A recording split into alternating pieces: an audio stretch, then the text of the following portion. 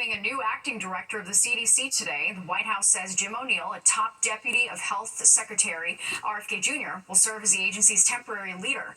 The administration wants him to replace Susan Maneras. White House officials say she was fired yesterday because she did not align with the president's mission and refused to resign. Her lawyers say she refused to rubber stamp what they call unscientific, reckless directives and fire dedicated health experts. And she's fighting to keep her job. Federal Reserve Governor Lisa Cook is suing the Trump administration over its attempt to fire her. The lawsuit is seeking an emergency injunction to block her termination and confirm her status as a member of the Fed's governing board. It comes after Trump announced on Monday that he was removing Cook over allegations that she committed mortgage fraud in 2021. The lawsuit calls the allegation unproven. Cook has not been charged with any crime.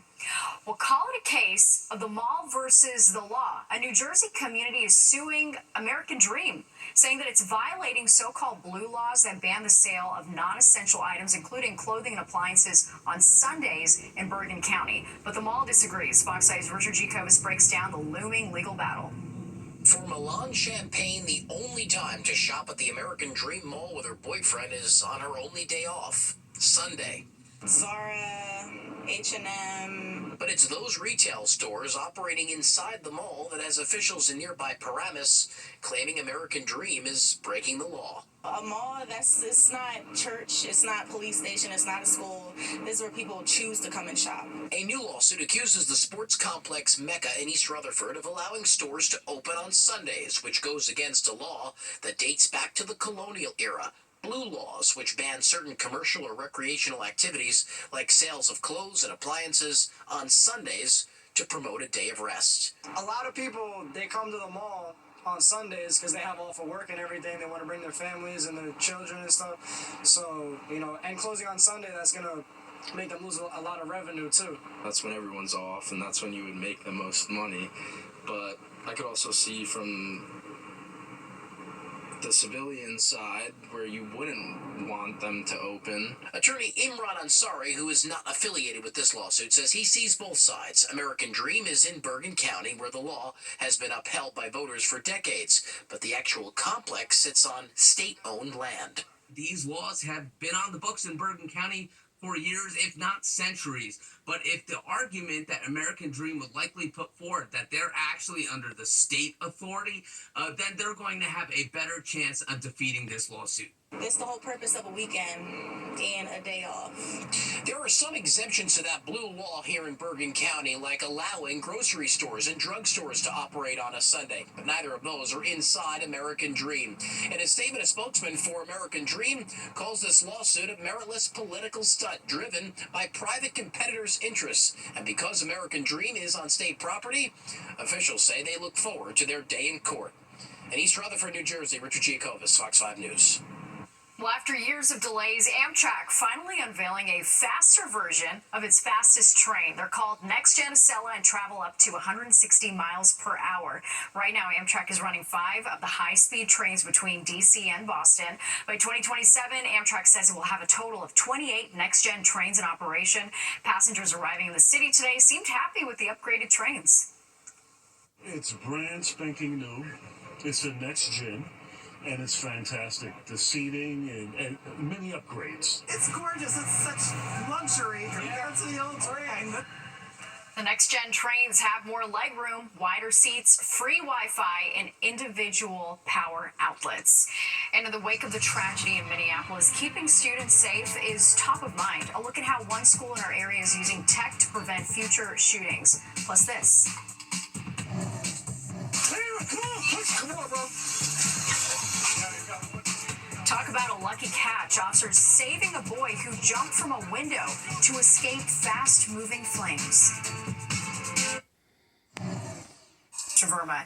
Here's the latest on the investigation tonight. 2 children, Fletcher Merkel and Harper Moisky, 8 and 10 years old, were killed. 15 other kids between the ages of 6 and 15 were injured. 3 adults in their 80s were also wounded. Authorities say the shooter left behind hundreds of pages of writings expressing hate towards every group imaginable, as well as a fascination with past mass shootings. And from Minneapolis to here at home, that close-knit Catholic community is hurting. Fox 8's Sharon Crowley is live in the newsroom with more on how local Catholic leaders are responding. Sharon? Yeah, good evening, Natasha. The tragedy in Minneapolis reverberating right here in this area as New York City school students prepare to return to class after Labor Day. Timothy Cardinal Dolan of the Archdiocese of New York saying in a statement, quote, "Once again, we are shocked and horrified by the news of another senseless shooting, this time all the more disturbing because it happened at a Catholic church and school, which should always be sanctuaries of peace." The mass shooter in Minneapolis killed 2 children and wounded more than a dozen as they attended Mass to mark the beginning of the school year. Catholic schools in this area say security will be tight for the first day of school. Next week is a very important week for us. You know, as we begin school, our offices have worked with the NYPD to make sure that there's a police presence at all schools. And that usually happens at the beginning of every school year. It's a general practice. It's very much important. Reviewing of emergency plans is important. Well, Cardinal Joseph Tobin of the Archbishop of Newark, New Jersey, saying in part tonight, "I ask the faithful of the Archdiocese of Newark to join me in prayer for all those affected by the shooting at Annunciation Catholic School in Minneapolis. What should have been a joyful beginning to a new academic year instead shattered by senseless violence." Now, the Catholic community in this area trying to reassure parents and students, Natasha, that they are taking steps to make sure kids feel safe. And a lot of these Catholic schools, Natasha, have a Mass to start the school year off. So, you know, there's a lot of anxiety all the way around. Yeah, such a troubling time. All right, Sharon, thank you so much. And in the wake of the tragedy in Minneapolis and with the new school year beginning, security concerns are weighing heavy on the minds of parents and teachers. Fox 8's Jessica Formoso shows us how one school district on Long Island is using technology to help keep kids safe. As students prepare to return to school, many parents left worried about the safety of their children in light of the recent school shooting in Minneapolis. Plain Edge School District implementing a high-tech security system just in time for the new school year. The first of its kind cutting-edge technology would put the school in lockdown. Cameras and a live map of inside the school building would be activated, allowing first responders to see where exactly the threat could be. Imagine first responders not just knowing what's going on, being able to see in the classroom and track on a live map within a few feet where the emergency situation's happening. Plain Edge is the first school district in New York State to install the security system. The AI-driven platform, XPONS, comes with camera devices, a panic button, and badges for all staff members to wear. With a press of a button, it would trigger an instant lockdown. There are 5 schools in the district, and more than 400 of these devices have been installed. Officials tell us there's one in every single classroom, including common areas like the hallways and lunchrooms. The cameras on these X-Shield devices only turn on when a lockdown is initiated. At this time, we will be moving into a lockdown. This is not a drill. In case of an emergency, the central office would see the cameras pop up within seconds, giving first responders visibility into classrooms and two-way communication. When they show up, it's most important that we don't show up at the main entrance. You show up at the entrance that's closest to the people that need the help. Right? This will actually send that signal and give us the ability to get the first responders to the people to save lives by saving seconds. Ryan Petty, who lost his daughter Elena in the Parkland school shooting, says time is of the essence in a crisis. Every second counts, and technology like this could save lives. Every second that we can shave off, locating where the attacker is, or directing first responder resources to the right spot so that those that are in need can get the help that they need, that will undoubtedly save lives. Right now, school officials here in Plain Edge would have to send a link to Nassau Police in order for them to access this security system. The plan is to have a partnership with the police department so they can have access right away in real time without having to waste time in sending a link. They hope to establish that partnership within the coming weeks. In North Massapequa, I'm Jessica Formoso, Fox 5 News. And for latest updates on the Minnesota school shooting investigation and the victims, you can download our free Fox Local app where you can stream our newscasts anytime. The Reverend Al Sharpton leading a march on Wall Street today.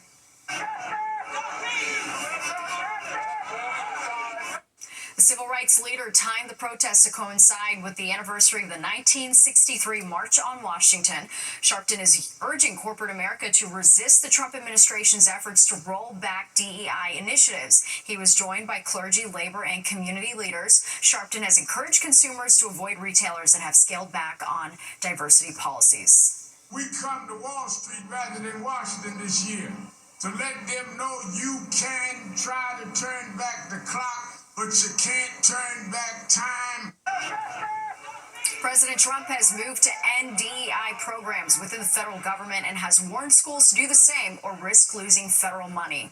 Americans getting ready to mark a somber anniversary tomorrow. Coming up, we take a look back at the death and destruction caused by Hurricane Katrina and how New Orleans has recovered over the past 2 decades.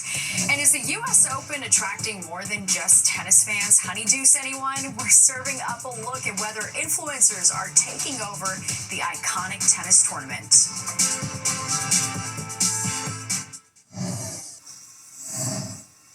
It's hard to believe, but tomorrow marks 20 years since Hurricane Katrina unleashed its deadly force on New Orleans and the Gulf Coast, killing more than 1,000 people and trapping thousands more in their waterlogged neighborhoods. Fox 5 meteorologist Audrey Puente takes a look back and shows us how the Big Easy has recovered. 20 years ago, Hurricane Katrina devastated New Orleans, flooding nearly 80% of the city and killing more than 1,700 people. It was a storm that redefined disaster in America. 2 decades later, Tulane University professor Richard Campanella says the anniversary brings up a lot of emotions. It is one of memorial. It is one of reflection. This was an off-the-charts catastrophe. 1,500 people died, plus 200 in Mississippi.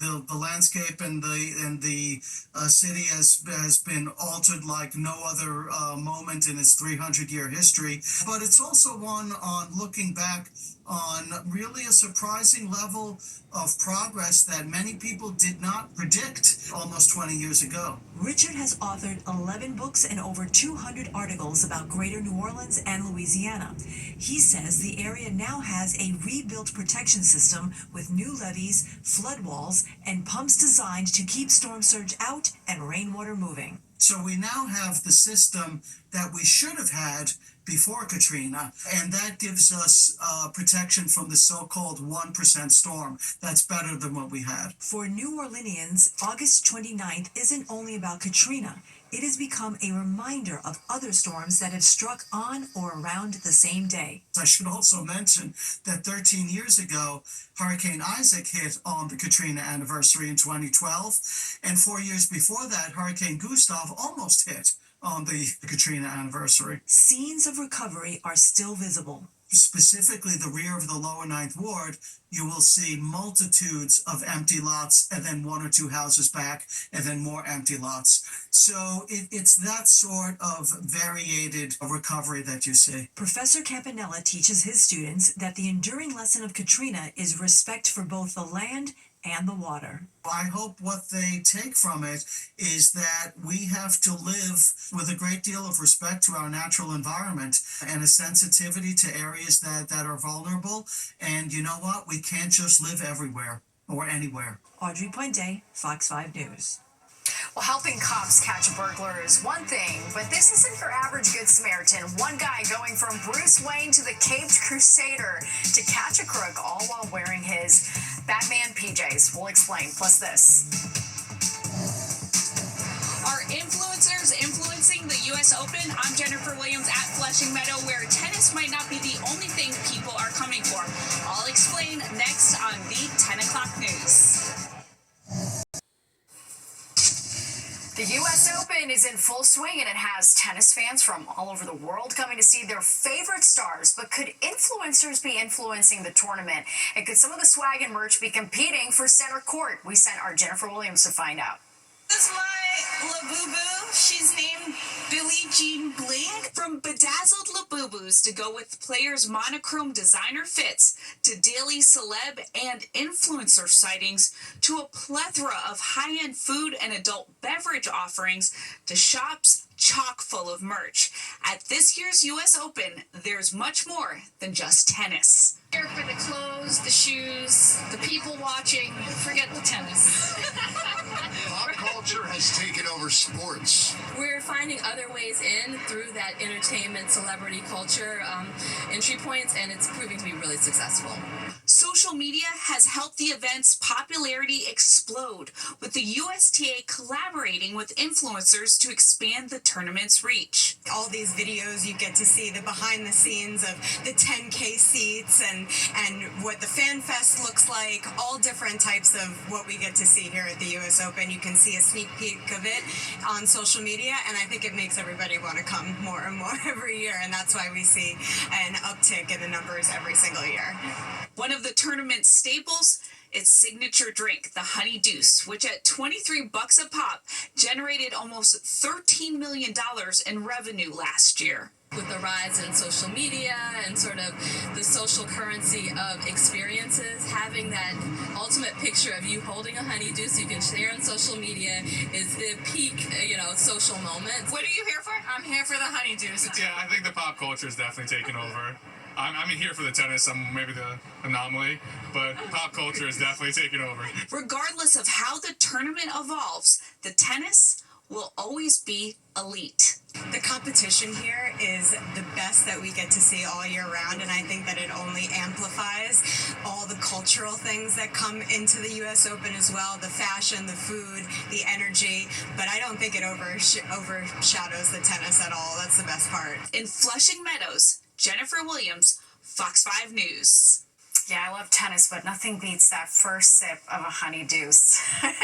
Let's get a check of the forecast now with Nick. And, you never know what you're going to get in August, right. But the weather for the U.S. Open has been awesome. It's been awesome.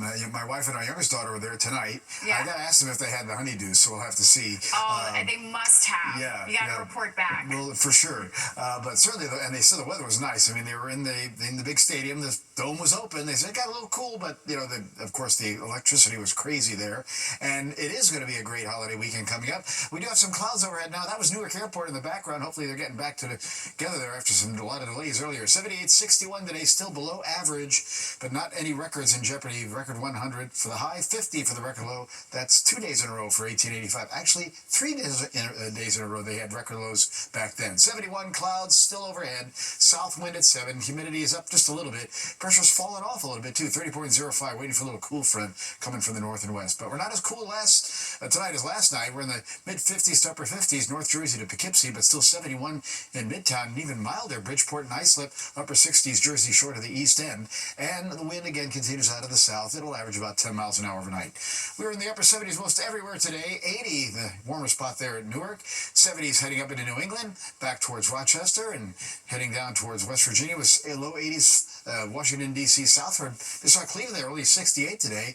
Well, I got back to 77 in Chicago, and then you picked up the 80s again from Nashville to the Raleigh-Durham area, North Carolina. All right, lighter showers off to the west. Some of these may pop in here for tomorrow morning, pre-dawn hours or so. Then we get a break as high pressure builds on in behind that little cool front. So another shower may pop up tomorrow afternoon when this front passes, but that high pressure is going to be your Labor Day weekend beautiful forecast delivery of dry weather and sunshine. Overnight, 50s up in the suburbs to mid-60s in town. That shower threat you saw first part of tomorrow morning. Notice in the afternoon, a couple of spotty showers still around, upper 70s. Then we clear it out. Front goes by. Saturday morning is going to be cool. We're talking 40s in the northern western suburbs, back to the upper 50s in Midtown. We go back to the mid and upper 70s on Saturday. So some good news there. Good news at the shore this weekend. It's sunny, mostly in the, go back a second here into the lower 70s. Long Island Beach is the same. Lower 70s with sunshine. Same deal as we had in Connecticut. Lower 70s with sunshine. Same deal as we had at the mountains. 70s, a little cooler on Saturday, but sunshine. All right, our boating forecast shows wind southwest 10 to 15, 3 to 4 foot waves, ocean wonderless on the sound, and careful for those rip currents tomorrow. All right, we're going down to 66 tonight in the city, 50s to about 60 in the suburbs. Tomorrow, again, we'll get temperatures to hold pretty much around the upper 70s. Again, just a spot shower here and there. 77 on Saturday looks good. Sunday looks great. Up overnight lows in the upper 50s. Labor Day itself about 80. Looking good, right? And Tuesday, Wednesday, we'll hold on to the nice weather. Clouds, maybe some showers will start to return on Thursday. Natasha? Yeah, that's hard to beat. Looks great. It is. All right, Nick, thanks so much. It's a bittersweet day here at Fox 5. Our managing editor, Peter Fassini, is retiring after 16 years at Fox 5. Peter, a mentor to so many of us in the newsroom, from producers to reporters and assignment desk editors, started his career on Long Island before joining WNBC, where he served as managing editor before coming here to Fox 5. Peter has won several Emmys, produced several franchises for the station, including Jazz Stories. He's even had work published in the New York Times, and recently was awarded a regional Edward R. Murrow Award for our series Migrants in America. We wish Peter the best in his well-deserved retirement. And attention shoppers, there's a viral sensation in aisle 2.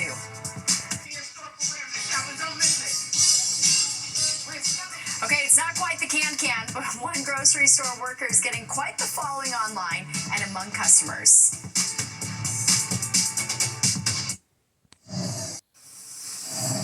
Welcome back. A Caped Crusader helps police capture a burglary suspect in Florida. Police say a man wearing Batman PJs took down an intruder in his neighbor's garage. It all started when he got an alert on his security camera about someone going through his truck.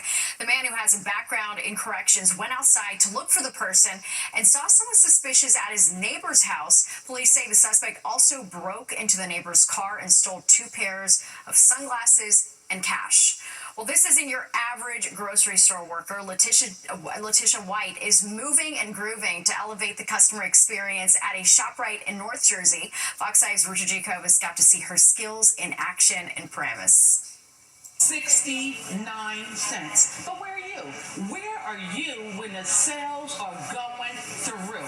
For 49-year-old Letitia White, going to work just means another day to put a smile on people's faces. You don't want to miss out. So come on down and save now. Don't wait. Don't hesitate, because tomorrow it can be too late. And boy, is she good at that. You see, for more than a quarter century, Letitia has worked at the local ShopRite in Paramus, New Jersey, starting on the register, but was soon moved to store demos. And the rest is history. I did well. I did very well, and I guess they said, let's put her out again. You know? Letitia doesn't need a hype person. She's her own show, sometimes dancing in crazy outfits with her fanny pack around her waist. Let's celebrate. Come on, shoppers. This was Letitia on the 4th of July. A video posted by the local Daily Voice went viral, racking up more than 500,000 views. It just come from my soul. It just come out. I sing, not to sing like I'm a star, but sing to get your attention. Labor Day weekend will be no different for Letitia.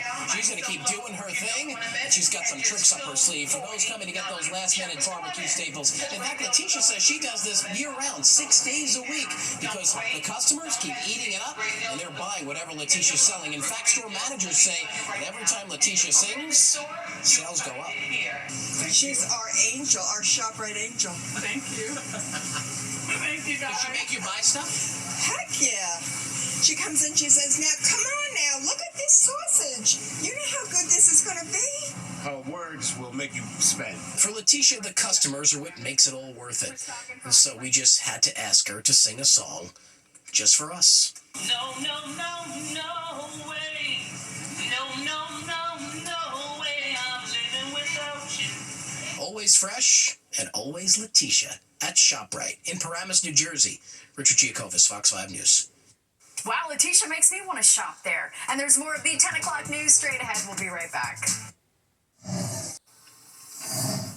A beloved farm stand in Montville, New Jersey is closing after more than 100 years of serving the community. DePiero's farm stand and greenhouses first opened in 1924. Today marked its last day of business. The family says they made the difficult decision to sell the farm because the cost of operating it became too challenging. About 5 acres of the farm was sold to the town of Montville, and the family is hoping that the land will be used for some type of community garden instead of being developed. Well, that does it for us tonight. If you've missed any part of the 10 o'clock news, you can always catch an encore on our free streaming app, Fox Local, where you can stream our newscasts anytime. Have a great night. I'll see you tomorrow.